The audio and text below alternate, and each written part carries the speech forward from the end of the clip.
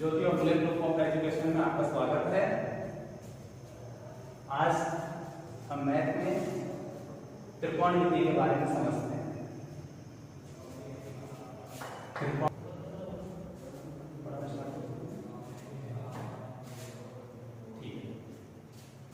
सबसे पहले त्रिकोणमिति में अपन को ये पता होना चाहिए कि कौन कौन से पद होते हैं। सीरियल से अगर आप इनको याद करोगे तो आपको बहुत फायदा मिलेगा। जैसे साइन थीटा होता है बेटा, कॉस थीटा होता है, टेन थीटा होता है, कॉट थीटा होता है, सेक थीटा होता है और कोसेक थीटा होता है। त्रिकोणमिति के 6 पद होते हैं। ठीक है, कितने पद होते हैं? 6। इनका आपको अगर सीरियल से यदि आप इनको याद रखोगे तो आपको बहुत फायदा मिलेगा। 6 के 6 पदों को सीरियल से याद रखो, सारणी बनाने में फायदा मिलेगा, सूत्र बनाने में फायदा मिलेगा। तो सबसे पहले अपन इसकी एक सारणी देखते हैं जो कि आपके 8वें चैप्टर में भी काम आएगी, 9वें चैप्टर में भी काम आएगी। तो सबसे पहले अपन इसकी एक सारणी देखते हैं। प्रश्नावली है आपकी 8।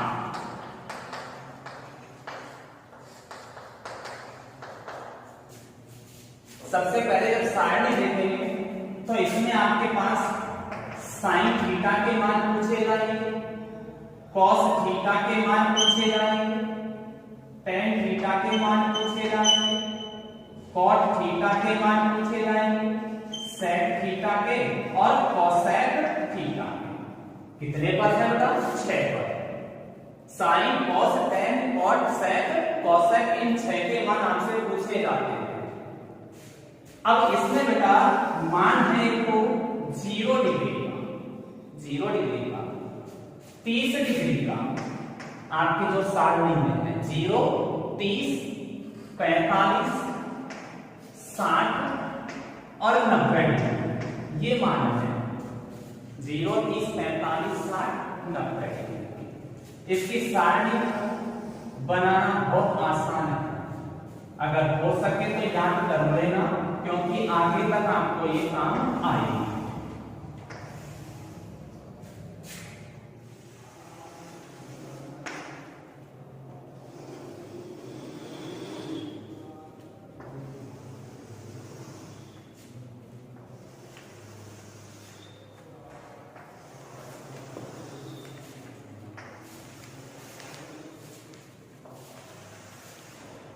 देखो, काउंटिंग जो गिनती जो होती है आप जानते हो क्या 0 से चालू होती है।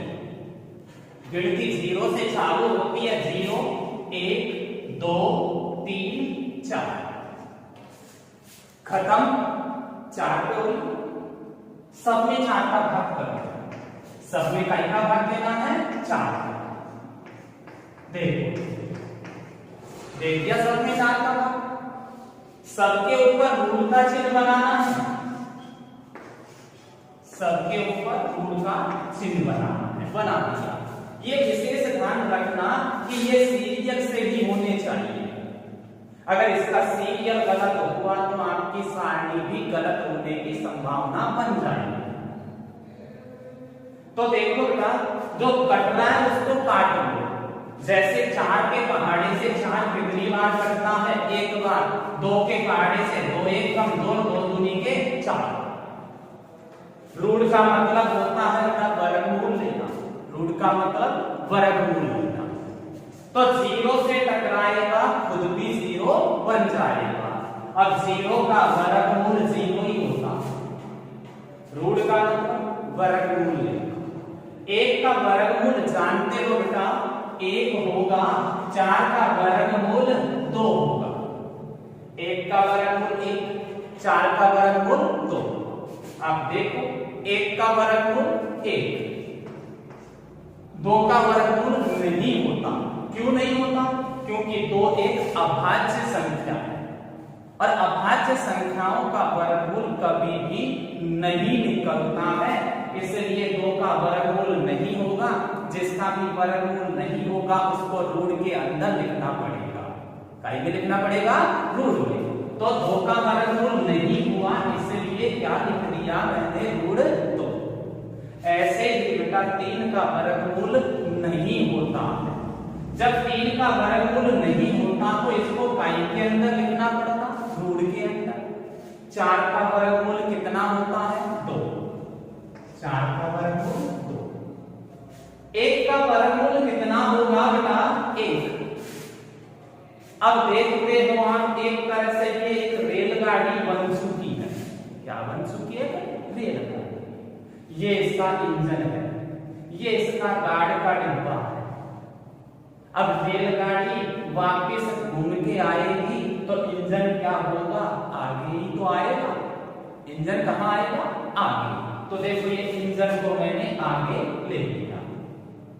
उसके जस्ट पीछे का डिब्बा उसके जस्ट पीछे आएगा। बात सही है। उसके जस्ट पीछे का डिब्बा उसके जस्ट पीछे, और उसके पीछे का डिब्बा उसके पीछे, इसके पीछे का डिब्बा इसके पीछे, और ये इस गार्ड का डिब्बा। होता है, कहीं दिक्कत नहीं होगी। साइन के मान यहां से निकाले, कॉस के मानों के लिए उल्टी रेलगाड़ी चला दी। साइन के मान यहां से निकाले, क्यों? काउंटिंग 0 से चालू होती है। 0 1 2 3 4 खत्म काई पे हुई थी? 4 पे। सब में 4 का भाग, सबके ऊपर रूट का चिन्ह बना दिया। जो कटा था उसको काट भी दिया और इनका वर्गमूल लिया। कॉस के मानों के लिए उल्टी रेलगाड़ी चलाई। अब बेटा मुझे मान काई के निकालने हैं? tan के। tan का मान निकालने का ऐसे तो तरीका होता है बेटा कि sin थीटा बटे cos थीटा। tan का मान निकालने का फॉर्मूला होता है sin थीटा बटे cos थीटा। पर अभी हम इतना झंझट नहीं करेंगे। हमको tan के मान निकालने हैं। उसका मतलब तो क्या हुआ कि sin के मानों में cos के मानों का भाग दे दो। पर इतना ज्यादा प्रोसेस नहीं करना है। मैंने सीधा तरीका बनाया इसका कि tan के लिए sin के ऊपर की बटे में cos के ऊपर sin के ऊपर की, इसके ऊपर क्या है? 0, इसके ऊपर क्या है? 1, इसके ऊपर भी 1, इसके ऊपर √3, इसके ऊपर 1 बटे साइन के ऊपर की लिख ली, बटे में कॉस के ऊपर की लिख ली है। साइन के ऊपर की बटे में कॉस के ऊपर की। इसके ऊपर 1, इसके ऊपर √3, इसके ऊपर 1, इसके ऊपर 1, इसके ऊपर 0। प्रॉब्लम नहीं होनी चाहिए। अब देखोगे बेटा कि 1/0 है ना, इसका मतलब होता है अपरिभाषित। 1/0 का मतलब क्या होता है? अपरिभाषित। कोई जरूरी नहीं है 1/0 ही हो, किसी के भी बटे में 0 आएगा उसका मान अपरिभाषित हो जाएगा। किसी के भी बटे में क्या आएगा? 0, उसका मान क्या बन जाएगा? अपरिभाषित। जैसे राम के बटे में मैं 0 लिखूं तो भी ये क्या बनेगा? अपरिभाषित बनेगा। कई के भी बटे में 0 आए क्या बन जाएगा? अपरिभाषित। ठीक है, मैंने निकाला किसका मान? साइन का। कॉस के मान निकालने के लिए क्या कर दिया? उल्टी रेलगाड़ी घुमा दी। फिर किसके मान निकाल लिए? tan के।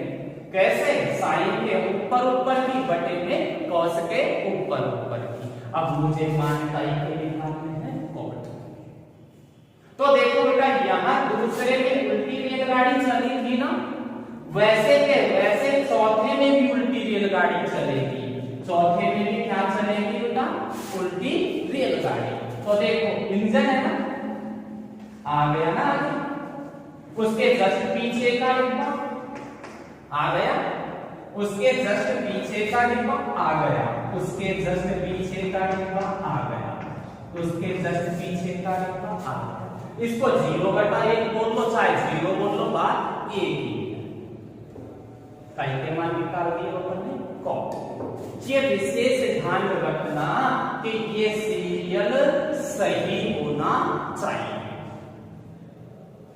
और आपकी सारणी में मान कई के हैं 0, 30, 45, 60, 90, यही मान है।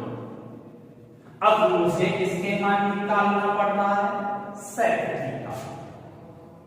कई के मान निकालना पड़ रहा है sec। वो कैसे निकालते? ऐसे तो बेटा sec थीटा जो है इसका फॉर्मूला बनता है 1/cos थीटा। ऐसे तो sec थीटा का फॉर्मूला क्या बनता है? 1/cos theta. पर मैंने क्या कही थी, जैसे यहां मान निकाले थे उसी तरीके से कि इतना झंझट नहीं करेंगे। मुझे अब मान किसके निकालने हैं? कॉस के।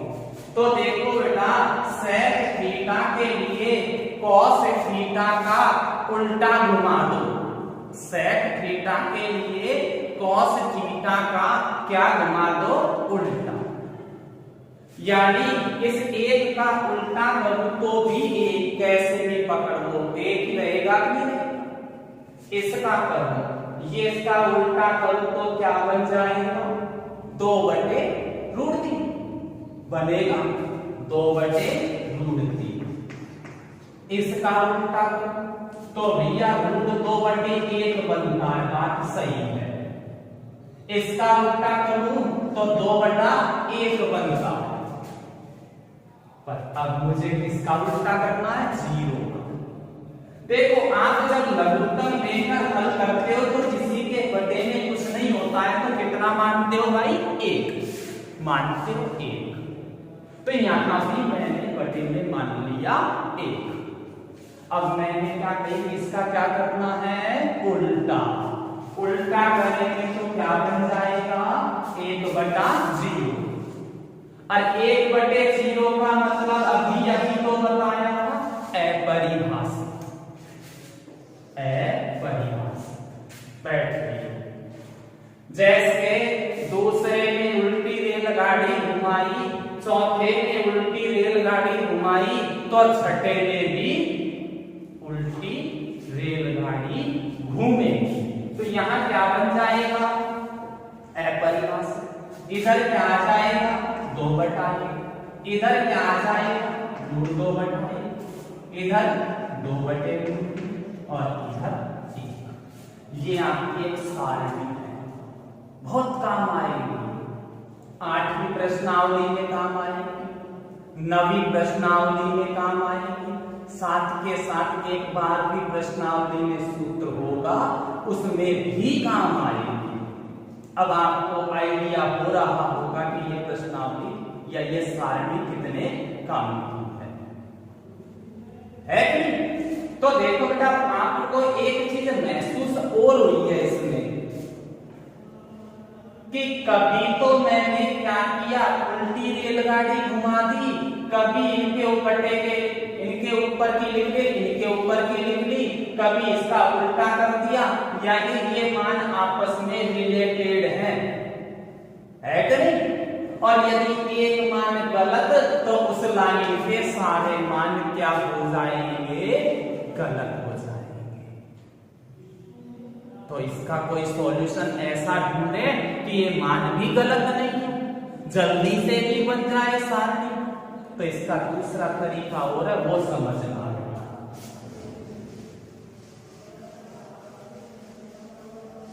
देखो आपको लाल बटे कक्का को ध्यान में रखना है। लाल बटे कक्का, लालो का को याद रखो, रह जाएगा यार। लाल बटे कक्का, LAL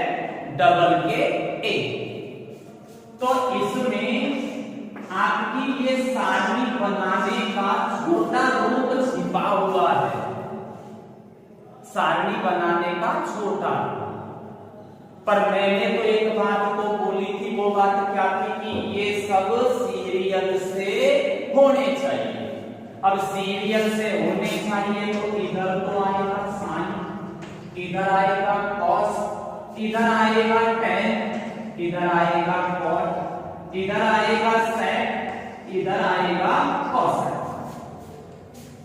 एल का मतलब लंब, एल का मतलब लंब, के का मतलब करण और ए का मतलब आधार। लंब, करण, आधार, ये तीन चीज होती है। तो आप जानते हो समकोण त्रिभुज ऐसे ही तो बनता है, बनता है ना क्या? समकोण त्रिभुज ऐसे ही तो बनता है, इधर दिखेगा नहीं, इसको साफ कर लेते हैं।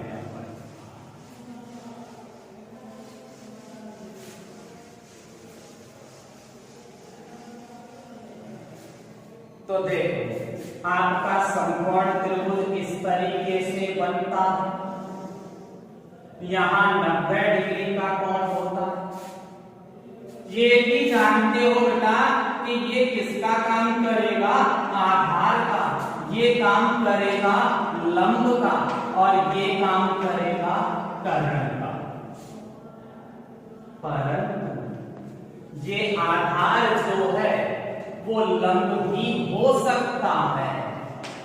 ये आधार जो है वो लंब भी हो सकता है। लंब जो है वो आधार भी हो सकता है, पर ये कर्ण तो परमानेंट होता है। आधार लंब हो सकता है, लंब आधार हो सकता है, कर्ण परमानेंट होता है। अब अपने सारणी को समझते हैं। भाई समकोण त्रिभुज में लंब होता है, आधार होता है और कर्ण होता है। तीन चीज होती है पहले समकोण त्रिभुज में, लंब, आधार, कर्ण। आपके पास मान पाई क्या है?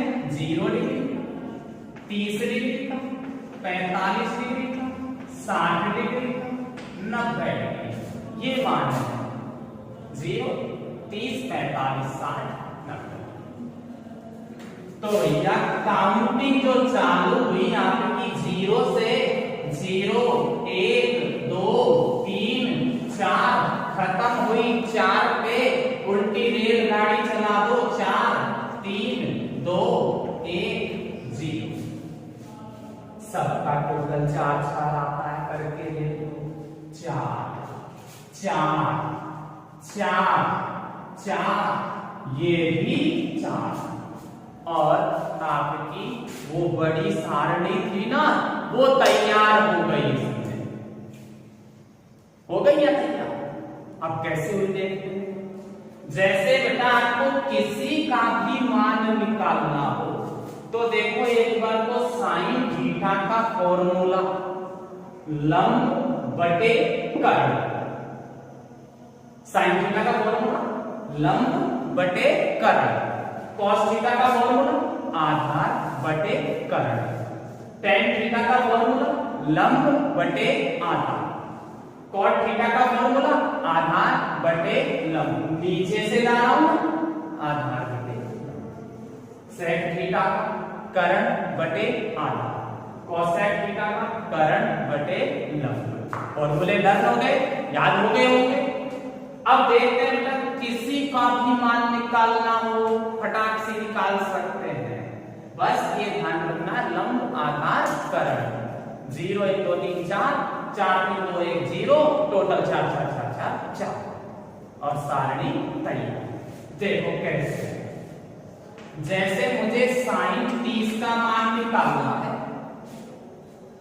साइन 30 का मान, तो भैया साइन का फॉर्मूला बोला कि L बटे K लिख लो।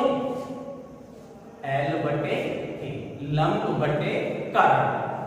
तो मैंने लिख दिया L बटे K होता है। लिखना रूप में ये ध्यान रखना, विशेष बात है। लिखना किसमें है? रूप। तो देखना 30 डिग्री है इधर, 30 डिग्री पर मुझे चाहिए क्या? L। 30 डिग्री पर एल का मान मिला कितना? 1। 30 डिग्री पर एल का मान 1 है। कितना है? 1। तो ये लिख दिया 1। ऐसे ही 30 डिग्री पर किसका मान चाहिए? करण का। 30 डिग्री पर किसका मान चाहिए? करण का। तो देखो करण का मान 30 डिग्री पे कितना है? 4 है। कितना है? 4। रूट का मतलब पहले ही बताया, होता क्या है? वर्गमूल लेना। किसका मतलब? रूट का। रूट का मतलब होता है वर्गमूल लेना। तो भैया 1 का वर्गमूल तो 1 होगा और 4 का वर्गमूल 2 होगा। तो अब आप चाहे पीछे को जो सारणी बनवाई थी उसमें देख सकते हो कि sin 30 का मान 1/2 है। कोई का भी मान निकाल सकते हैं, किसी का भी। जैसे tan 60 का मान निकालना चाहूं, tan 60, tan का फॉर्मूला ढूंढो इधर से, L/A होता है। tan का फॉर्मूला L/A, L/A। लिखना तो रूट में ही पड़ेगा, लिखना तो रूट में ही पड़ेगा। इधर 60 डिग्री है, 60 डिग्री पर हमें चाहिए लंब। तो 60 डिग्री पर लंब कितना है? 3। 60 डिग्री पर ही चाहिए आधार। 60 पर ही आधार कितना है? 1। लिख दिया। और रूट का मतलब तो वर्गमूल लेना होता है, और 3 का वर्गमूल तो होता ही नहीं है। ऐसे तो होता है बेटा 1.732, पर पूरा मान नहीं आता, यहां पूरे मान चाहिए। तो √3 का वर्गमूल नहीं होता, 1 का वर्गमूल 1 होता। तो देख सकते हो आपके मानों में tan 60 का मान √3/1 दिया है, आया है। तो ये एक आपका छोटा रूप है सारणी बनाने, और मेरे को पूरा विश्वास है कि आपको ये चीज समझ में आई होगी एकदम फर्स्ट क्लास। ठीक है, अब अपन इस पे चर्चा कर रहे थे बेटा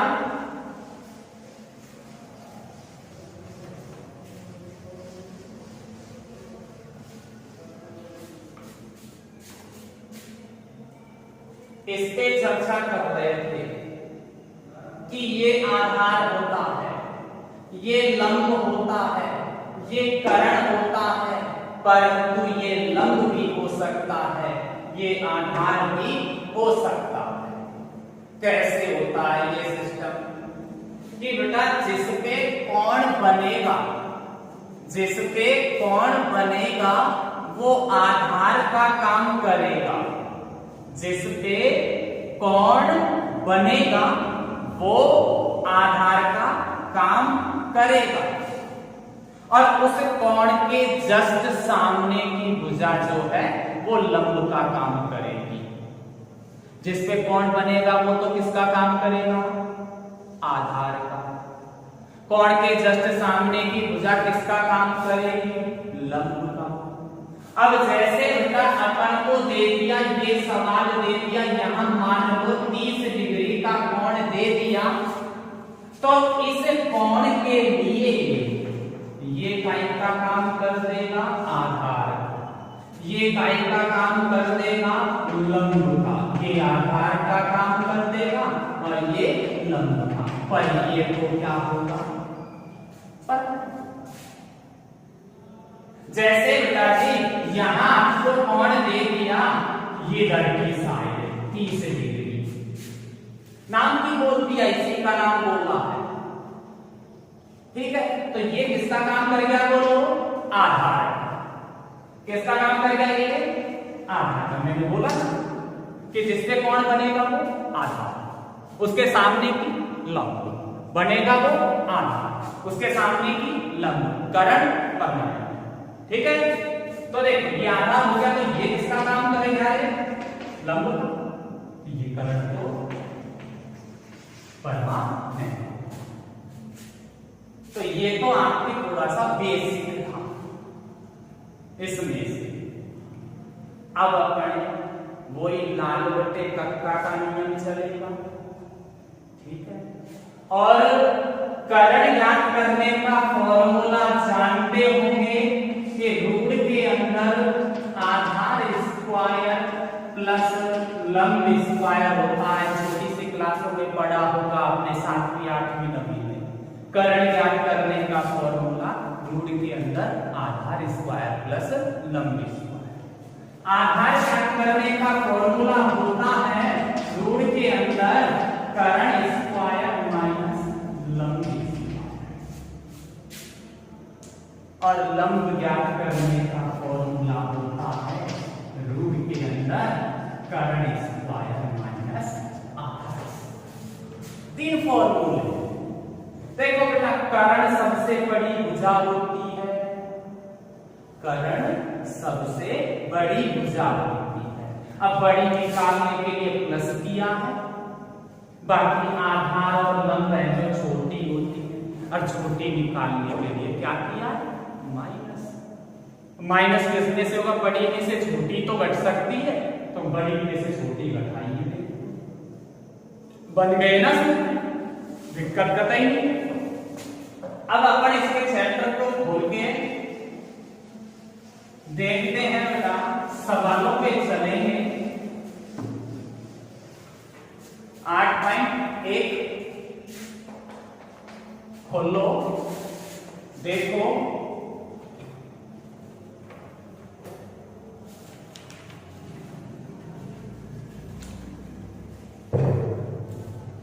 त्रिभुज एबीसी में जिसका कोण बी समकोण है, त्रिभुज एबीसी। पहला क्वेश्चन पढ़ रहे हैं, ध्यान से समझना, इजी वे में समझ में आएगा।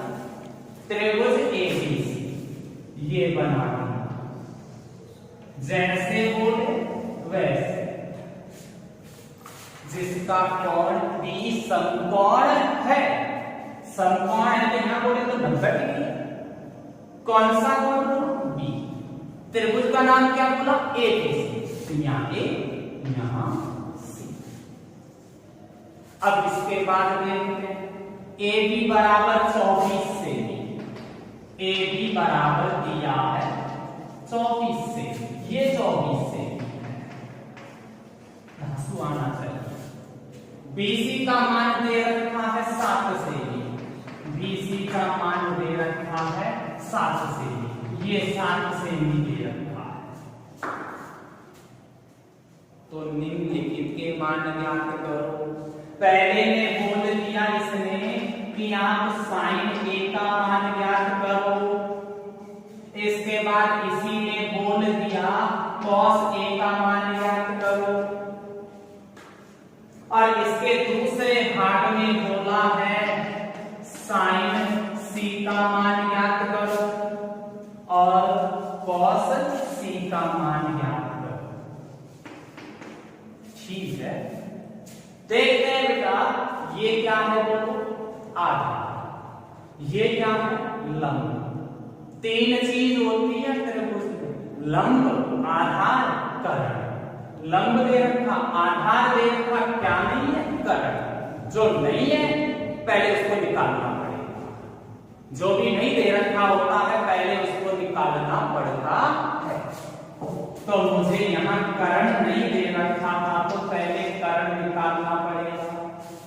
करण का फॉर्मूला यहां से मैंने लिखाया था, आपको ध्यान रखो कि रूट के अंदर आधार स्क्वायर प्लस लंब स्क्वायर, ये करण याद करने का फॉर्मूला। करण का नाम देखेंगे बेटा, ये आधार, ये लंब, ये करण। करण का नाम AC बराबर रूट आधार 24 है, लंब 7 है। तो मुझे 24 का स्क्वायर करना है, मतलब 24 को 24 से गुणा 576। 24 गुणा 24 576। 7 का भी स्क्वायर करना है, 7 गुणा 7 बोले तो 49। बेटा दोनों को जोड़ दूंगा 625 आता है। रूट का मतलब पहले ही बता चुका हूं, वर्गमूल लेना होता है, तो 625 का वर्गमूल लेंगे। ऐसे अभाज्य गुणनखंड करके दो दो के जोड़े बनाते हैं। तो 625 का वर्गमूल आ जाएगा 25 सेंटीमीटर। ये 25 सेंटीमीटर मेरे हिसाब से धातु आनी चाहिए समझ में, कतई प्रॉब्लम नहीं होनी चाहिए। इसके बाद देखना है अपन को साइन ए का मान ज्ञात करना, कॉस ए का मान ज्ञात करना, साइन सी का मान ज्ञात करना, कॉस सी का मान ज्ञात करना है। और मैंने आपको पहले ही बताया कि तुम्हारा नाला काका को याद रखो, लाल बटे तक का याद रखो, कही थी ना। तो यहां तो क्या था साइन, इधर क्या था कॉस, इधर क्या था टेन, इधर कॉट, इधर सेक और इधर कॉसेक। तो भैया साइन का फॉर्मूला क्या बन जाता है, एल बटा के, कई का साइन, एल बटा के। अरे साइन का फॉर्मूला तो एल बटे के ही होता है, और कॉस का फॉर्मूला ए बटा के होता है। कॉस का फॉर्मूला ए बटा के होता है। पर मैंने कही थी कि ये सब कुछ लंब आधार करण कोण पे निर्भर करते हैं, कोण पे डिपेंडेबल होते हैं। तो देखो जैसे मैं साइन थीटा लिखता हूं बेटा, तो ये थीटा जो होता है वो कोण होता है, क्या कोण। तो भैया जैसे ये थीटा कोण होता है, तो यहां कोण का नाम क्या है, आधार, सॉरी ए, कोण का नाम क्या है ए, यहां कोण का नाम क्या है ए, इधर कोण का नाम क्या है सी, इधर कोण का नाम क्या है सी। और ये भी बताया कि जिसपे कोण बनेगा वो आधार होगा, उसके जस्ट सामने की लंब होगी। कोण जिसपे बनेगा वो आधार, उसके जस्ट सामने की लंब। तो भैया यहां कोण ए है, इस कोण ए के लिए क्या चाहिए, लंब। तो कोण ए ये रहा, जिसपे कोण बनता है वो आधार होता है, तो ये आधार हो गया, इसके जस्ट सामने की क्या होती है, लंब। तो यहाँ कोण ए के लिए हमें लंब चाहिए, तो लंब का नाम क्या है, BC। कोण ए के लिए कर्ण चाहिए, कर्ण तो परमानेंट होता है, क्या नाम है, AC। तो BC का मान क्या है 7, AC का मान क्या है 25। तो ये साइन ए का क्या आ गया मान।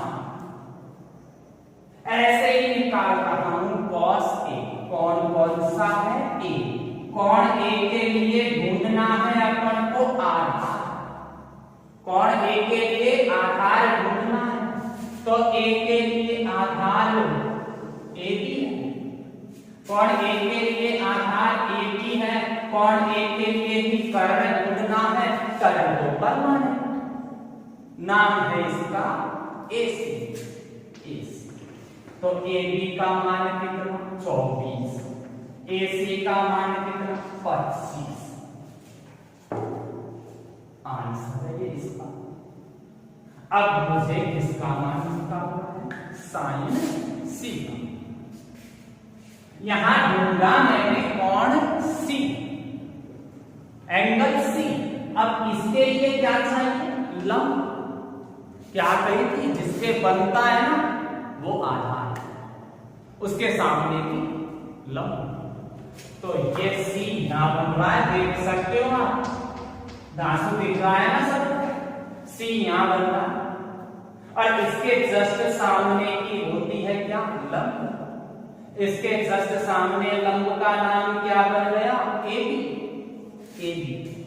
ये AB बटे करंट तो परमानेंट था पहले से ही था, AC है, तो AB का मान तो भैया 24 है, AC का मान 25 है। आंसर इधर कौन सी है?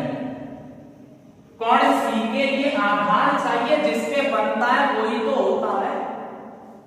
तो सी ये रहा, ये इस पे बना, ये इसका आधार है 20 बटे में करंट तो परमानेंट है AC, तो BC का मान तो 7 है, AC का मान 25 है, और ये अपना आंसर है।